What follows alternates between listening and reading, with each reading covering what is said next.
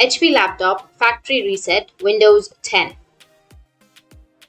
So if you want to factory reset your HP laptop on your Windows 10, then just follow the steps. First is you can reset through the Windows settings, which is the easiest way. This is the most straightforward method when your system is functioning well enough to access Windows normally. So you need to open up the start menu, which will be right here on the bottom left.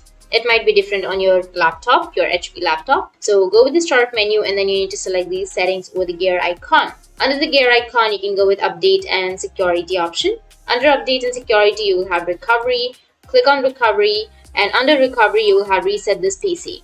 And you can go with get started. So in my case, I'll just simply right click on Windows, and here you'll have settings. You need to click on settings.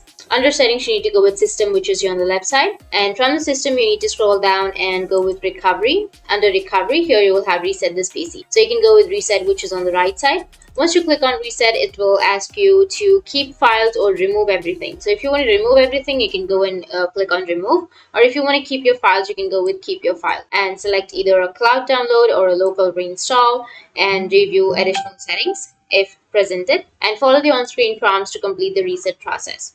In this way, you'll be able to factory reset your HP laptop in Windows 10. And if you have any questions, feel free to comment below. Thanks for watching.